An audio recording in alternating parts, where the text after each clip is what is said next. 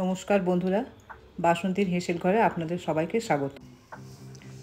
আজ একটা নতুন রেসিপি নিয়ে এসেছি, সেটা হচ্ছে সর্ষে ইলিশ ভাপা।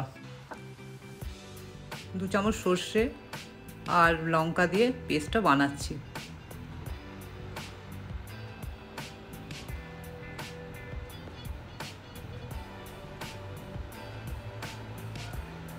পেস্ট আমার রেডি হয়ে গেছে। এরকম মাছের উপরে আমি পেস্টটা দিলাম, সর্ষের পেস্টটা দিয়েছি মাছের মধ্যে।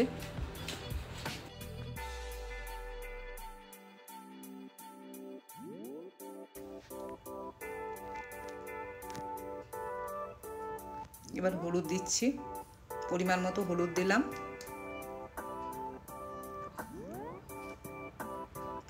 পরিমাণ মতো নুন দিলাম,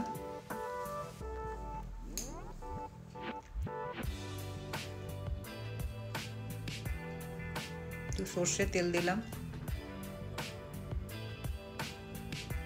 এবার কড়াইয়ে জল বসিয়ে একটু নুন দিয়ে দিলাম। তারপর মাছগুলোকে ভালো করে মশলাটা মাখালাম। ভালো করে ম্যারিনেট করতে হবে।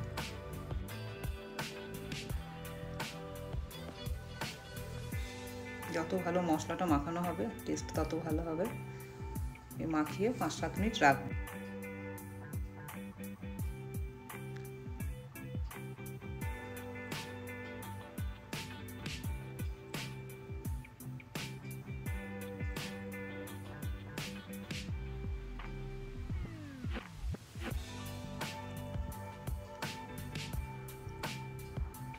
এবার একটা টিফিন বাটিতে মাছগুলো নিয়ে নিচ্ছি।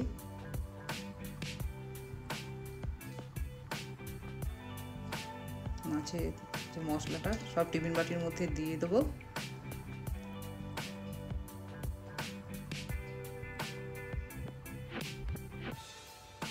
থালার মধ্যে একটুখানি জল দিয়ে, সামান্য একটু জল দিয়ে ঢেলে দিলাম বাটির মধ্যে।